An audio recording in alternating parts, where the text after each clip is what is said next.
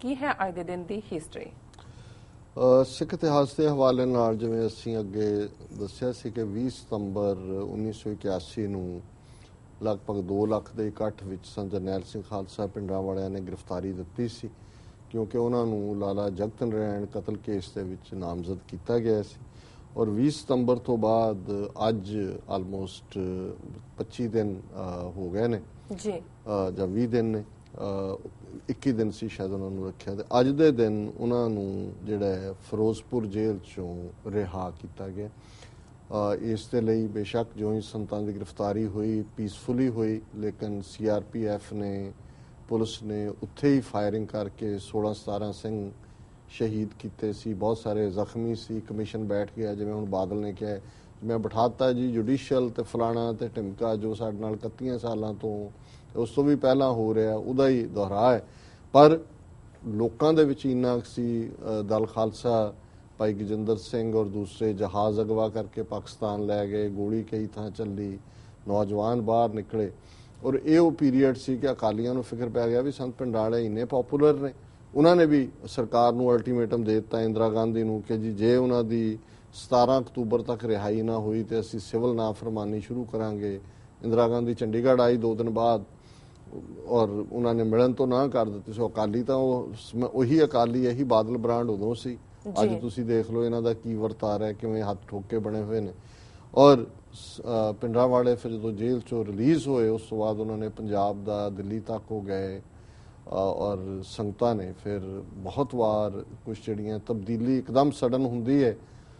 ਸਿੱਖ ਸੰਗਤਾਂ ਦੇ ਵਿੱਚ ਉਤਸ਼ਾਹ ਸੀ ਕਿ ਸਾਨੂੰ ਉਹ ਬੰਦਾ ਮਿਲਿਆ ਜਿਹੜਾ ਇਮਾਨਦਾਰ ਹੈ, ਧਰਮ ਨਾਲ ਜੁੜਿਆ ਹੋਇਆ ਹੈ, ਜਿਹੜਾ ਸਾਨੂੰ ਅਗਵਾਈ ਦੇਗਾ। ਔਰ ਉਹਨਾਂ ਨੇ ਸੱਚਮੁੱਚ ਅਗਵਾਈ ਵੀ ਦਿੱਤੀ। ਔਰ ਜੂਨ 84 ਤੱਕ ਜਿਵੇਂ ਲੱਖਾਂ ਲੋਕ, ਫਿਰ ਧਰਮ ਯੁੱਧ ਮੋਰਚਾ ਸ਼ੁਰੂ ਹੋਇਆ, 2 ਲੱਖ ਤੋਂ ਜ਼ਿਆਦਾ ਗ੍ਰਿਫਤਾਰੀਆਂ, ਔਰ ਕਿਵੇਂ ਉਹ ਸਾਡੇ ਖਾਲਸਾਈ ਗਗਨ ਦੇ ਚਮਕਦੇ ਸਿਤਾਰੇ ਨੇ। 20ਵੀਂ ਸਦੀ 'ਚ ਸੰਤ ਸਿਪਾਹੀ ਦੇ ਉਸ ਉੱਚ ਜਿਹੜੀ ਹੈ ਗੁਰੂ ਗੋਦ ਨੂੰ ਉਹਨਾਂ ਨੇ ਹਾਸਲ ਕੀਤਾ ਜੀ। 1982 'ਚ ਠੀਕ 1 ਸਾਲ ਬਾਅਦ, ਕਿਉਂਕਿ ਧਰਮ ਯੁੱਧ ਮੋਰਚਾ ਚੱਲ ਰਿਹਾ ਸੀ, ਸੋ ਗ੍ਰਿਫਤਾਰੀਆਂ ਕਾਫੀ ਹੋਈਆਂ, ਜੇਲ੍ਹਾਂ ਪੰਜਾਬ ਦੀਆਂ ਭਰ ਗਈਆਂ, ਰੱਖਣ ਨੂੰ ਥਾਂ ਨਹੀਂ ਸੀ।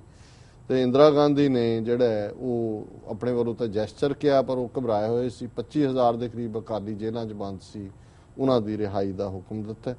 1992 'ਚ ਅੱਜ ਦੇ ਦਿਨ ਭਾਈ ਤਲਵਿੰਦਰ ਸਿੰਘ ਪਰਮਾਰ, ਜਿਹੜੇ ਕੈਨੇਡਾ ਦੇ ਰਹਿਣ ਵਾਲੇ, ਬੱਬਰ ਖਾਲਸਾ ਦੇ ਬਾਨੀਆਂ 'ਚੋਂ ਕੈਨੇਡੀਅਨ ਸਿਟੀਜ਼ਨ, ਉਹਨਾਂ ਨੂੰ ਜੰਮੂ 'ਚੋਂ ਜਾਂ ਕਿਤੋਂ ਗ੍ਰਿਫਤਾਰ ਕਰਕੇ ਲਿਆਂਦਾ। ਉਹਨਾਂ ਦੇ ਨਾਲ ਕੋਈ ਹੋਰ 2-3 ਮੁਸਲਮਾਨ ਵਿਚਾਰੇ ਇਨੋਸੈਂਟ ਵੀ ਚੁੱਕ ਲਏ ਦੱਸਣ ਦੇ ਲਈ ਕਿ ਜੀ ਉਹ ਏਜੰਸੀਆਂ ਨੇ ਭੇਜਿਆ, ਇੱਧਰ ਭੇਜਿਆ। ਔਰ ਅੱਜ ਦੇ ਦਿਨ ਥਾਣੇਦਾਰ ਕਮਲਜੀਤ ਨੇ ਪਿੰਡ ਕਿੰਗ ਰਾਈਆਂ 'ਚ ਉਹਨਾਂ ਨੂੰ ਸ਼ਹੀਦ ਕੀਤਾ। ਇਹ ਜਾਣਦਿਆਂ ਹੋਇਆਂ ਵੀ ਕਿ ਉਹ ਕੈਨੇਡੀਅਨ ਸਿਟੀਜ਼ਨ ਨੇ, ਨਾ ਕੈਨੇਡੀਅਨ ਗਵਰਨਮੈਂਟ ਨੇ ਕਦੇ ਪ੍ਰੋਟੈਸਟ ਕੀਤਾ ਕਿ ਭਾਈ ਜੇ ਸਾਡਾ ਸਿਟੀਜ਼ਨ ਤੁਹਾਡੇ ਹੱਥ ਆਇਆ ਔਰ ਉਹਨੂੰ ਤੁਸੀਂ ਨਾਮਜ਼ਦ ਕਰ ਦਿਓ, ਜੀ ਏਅਰ ਇੰਡੀਆ 'ਚ ਉਹਦਾ ਹੱਥ ਸੀ, ਤੇ ਫਿਰ ਤੁਸੀਂ ਕਿਵੇਂ ਉਹਨੂੰ ਮੁਕਾਬਲੇ ਬਣਾ ਕੇ ਮਾਰ ਹਾਲਾਂਕਿ ਉਹਨਾਂ ਨੂੰ ਫੜਿਆ ਸੀ ਬਹੁਤ ਟੌਰਚਰ ਕਰਕੇ, ਦਰਖਤ ਦੇ ਨਾਲ ਬੰਨ੍ਹ ਕੇ ਜਿਹੜਾ ਉਹ ਸ਼ਹੀਦ ਕੀਤਾ ਗਿਆ। ਸੋ ਮੈਂ ਸਮਝਦਾ ਵੀ ਭਾਈ ਤਲਵਿੰਦਰ ਸਿੰਘ ਪਰਮਾਰ, ਬੇਸ਼ੱਕ ਕੁਝ ਚੀਜ਼ਾਂ ਹਮੇਸ਼ਾ ਜਿਹੜੀਆਂ ਨੇ ਕੰਟਰੋਵਰਸੀ ਦੇ ਘੇਰੇ 'ਚ ਰਹਿੰਦੀਆਂ ਨੇ, ਪਰ ਇੱਕ ਗੱਲ 'ਚ ਕੋਈ ਸ਼ੱਕ ਨਹੀਂ ਹੈ ਕਿ ਉਹ ਪੰਥਕ ਜਜ਼ਬੇ ਨਾਲ ਲਬਰੇਜ਼ ਸਨ। ਸੰਤ ਜਰਨੈਲ ਸਿੰਘ ਖਾਲਸਾ ਪਿੰਡਾਂ ਵਾਲਿਆਂ ਦੀਆਂ ਸਪੀਚਸ ਵੀ ਤੁਸੀਂ ਉਹਨਾਂ ਦਾ ਨਾਂ ਸੁਣਦੇ ਹੋ ਐਡਮੀਰੇਸ਼ਨ ਦੇ ਤੌਰ ਤੇ। ਔਰ ਉਹਨਾਂ ਨੇ ਕੈਨੇਡਾ ਦੇ ਵਿੱਚ ਮੁੱਢਲੇ ਦਿਨਾਂ 'ਚ, ਜਦੋਂ ਬਾਅਦ ਦੇ ਵਿੱਚ ਤਾਂ ਖਾਲਿਸਤਾਨ ਦੇ ਲਈ ਪੂਰੇ ਸਮਰਪਿਤ ਹੋਏ, ਸਿੱਖੀ ਪ੍ਰਚਾਰ, ਧਰਮ ਪ੍ਰਚਾਰ, ਅੰਮ੍ਰਿਤ ਸੰਚਾਰ ਦੇ ਲਈ ਬਹੁਤ ਕੰਮ ਕੀਤਾ।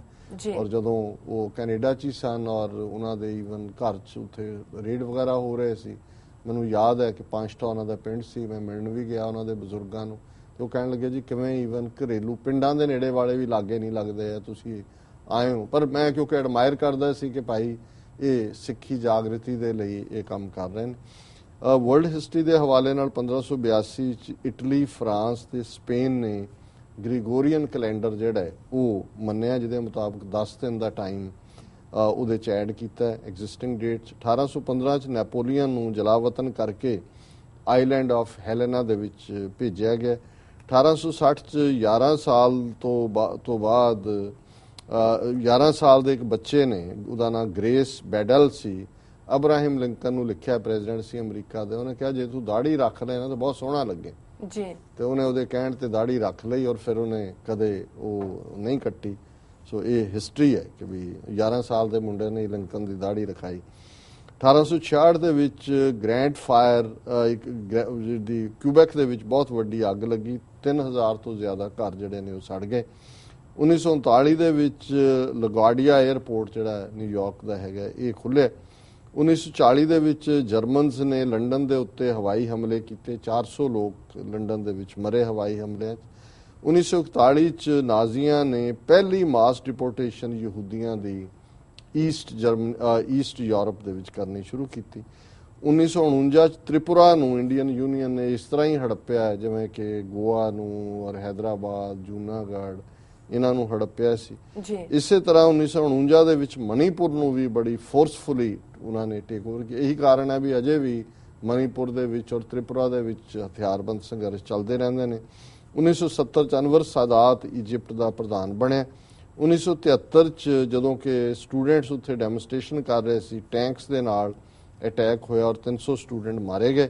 1984 'ਚ CIA ਅਮਰੀਕਾ ਦੀ ਡਰੈਡਡ ਖੁਫੀਆ ਏਜੰਸੀ ਉਹਨਾਂ ਨੂੰ ਵੀ ਇੱਕ ਜਿਹੜਾ ਜਵਾਬਦੇਹ ਦੇ ਘੇਰੇ ਦੇ ਵਿੱਚ ਲਿਆਂਦਾ ਗਿਆ, ਇਹ ਬਿੱਲ ਪਾਸ ਕੀਤਾ ਗਿਆ। 1985 'ਚ ਸ਼ਟਲ ਕੋਲੰਬੀਆ ਨੇ ਪਹਿਲੀ ਵਾਰੀ ਸਪੇਸ ਲੈਬ ਜਿਹੜੀ ਹੈ ਉਹ ਆਰਬਿਟ ਦੇ ਵਿੱਚ ਰੱਖੀ। ਜੀ ਡਾਕਟਰ ਸਾਹਿਬ ਤੁਹਾਡਾ ਬਹੁਤ ਬਹੁਤ ਸ਼ੁਕਰੀਆ। ਇਸ ਨਾਲ ਨੇ ਆਪਣੇ ਵਿਊਅਰਸ ਕੋਲ ਇਜਾਜ਼ਤ। ਮਿੰਟ ਇੱਕ ਹੈਗਾ ਅੱਜ। ਓਕੇ ਜੀ ਡਾਕਟਰ ਸਾਹਿਬ। ਤੇ ਫੁਨਹੇ ਮਹੱਲਾ ਪੰਜਵਾਂ ਦਾ ਸ਼ਲੋਕ, ਔਖਦ ਨਾਮ ਅਪਾਰ ਅਮੋਲਕ ਪੀਜਈ, ਮਿਲ ਮਿਲ ਖਾਵੇਂ ਸੰਤ ਸਗਲ ਕੋ ਦੀਜਈ, ਜਿਸੈ ਪ੍ਰਾਪਤ ਹੋਏ ਤਿਸੈ ਹੀ ਪਾਵਣੇ, ਹਰਿਹਾਂ ਹੋਂ ਬਲਿਹਾਰੀ ਤਿੰਨ ਜੇ ਹਰ ਰੰਗ ਰਾਵਣੀ। ਜੀ ਸੋ ਗੁਰੂ ਸਾਹਿਬ ਫਰਮਾਉਂਦੇ ਨੇ ਕਿ ਜਿਨ੍ਹਾਂ ਨੇ ਵਾਹਿਗੁਰੂ ਦੇ ਨਾਮ ਦੀ ਦਵਾਈ ਪੀਤੀ ਹੈ ਉਹ ਹਮੇਸ਼ਾ ਹੀ ਅਮਰ ਨੇ, ਉਹਨਾਂ ਦੇ ਅੰਦਰ ਕੋਈ ਮੌਤ ਦਾ ਖੌਫ ਨਹੀਂ ਹੈ, ਉਹਨਾਂ ਦੀ ਕੋਈ ਕੀਮਤ ਪਾ ਨਹੀਂ ਸਕਦਾ। ਔਰ ਉਹ ਫਿਰ ਜਿਹੜੇ ਰੱਬ ਦੇ ਉਸ ਪਿਆਰ ਦੇ ਵਿੱਚ ਰੰਗੇ ਜਾਂਦੇ ਨੇ ਉਸ ਨੂੰ ਵੰਡ ਕੇ ਖਾਂਦੇ ਨੇ। ਮਿਲ ਮਿਲ ਖਾਵੇਂ ਸੰਤ ਸਗਲ ਕੋ ਦੀਜਈ, ਉਹ ਸਾਰਿਆਂ ਨੂੰ ਖਾਵੋ ਖਰਚੋ ਰਲ ਮਿਲ ਭਾਈ, ਟੋਟ ਨਾ ਆਵੇ ਵੱਧ ਦੋ ਜਾਈ, ਜਿਸੈ ਪ੍ਰਾਪਤ ਹੋਏ ਤਿਸੈ ਹੀ ਪਾਵਣੇ, ਜਿਸ ਨੂੰ ਨਿਰੰਕਾਰ ਮਿਲਦਾ ਉਹੀ ਉਸ ਆਨੰਦ ਨੂੰ ਜਾਣਦਾ। ਹਰਿਹਾਂ ਹੋਂ ਬਲਿਹਾਰੀ ਤਿੰਨ ਜੇ ਹਰ ਰੰਗ ਰਾਵਣੇ, ਉਹ ਵਾਹਿਗੁਰੂ ਮੈਂ ਉਹਨਾਂ ਤੋਂ ਬਲਿਹਾਰ ਜਾਂਦਾ ਹਾਂ ਜਿਹੜੇ ਕਿ ਵਾਹਿਗੁਰੂ ਦੇ ਪਿਆਰ ਦੇ ਰੰਗ ਵਿੱਚ ਰੰਗੇ ਹੋਏ ਨੇ। ਜੀ ਡਾਕਟਰ ਸਾਹਿਬ ਆਪਣੇ ਵਿਊਅਰਸ ਕੋਲ ਨੇ ਇਜਾਜ਼ਤ। ਵਿਊਅਰਸ ਸਾਡੇ ਪ੍ਰੋਗਰਾਮ ਦਾ ਸਮਾਂ ਇੱਥੇ ਸਮਾਪਤ ਹੁੰਦਾ। ਤੁਸੀਂ ਆਪਣੇ ਰਾਏ ਤੇ ਸੁਝਾਅ ਸਾਨੂੰ ਭੇਜਣਾ ਨਾ ਭੁੱਲਣਾ ਸਾਡੇ ਇਸ ਪਤੇ ਤੇ sos@tvh4.tv ਤੇ। ਅਸੀਂ ਆਪਣਾ ਪ੍ਰੋਗਰਾਮ ਲੈ ਕੇ ਫਿਰ ਦੁਬਾਰਾ ਤੁਹਾਡੇ ਸਾਹਮਣੇ ਹੋਵਾਂਗੇ। ਤਦ ਤੱਕ ਲਈ ਮੈਨੂੰ ਤੇ ਆਪਣੇ ਡਾਕਟਰ ਨੂੰ ਆਗਿਆ ਦਿਓ। ਦੇਖਦੇ ਰਹੋ TVH4। ਬੁਲਾ ਦਿਓ ਫਤਿਹ। ਵਾਹਿਗੁਰੂ ਜੀ ਕਾ ਖਾਲਸਾ, ਵਾਹਿਗੁਰੂ ਜੀ ਕੀ ਫਤਿਹ।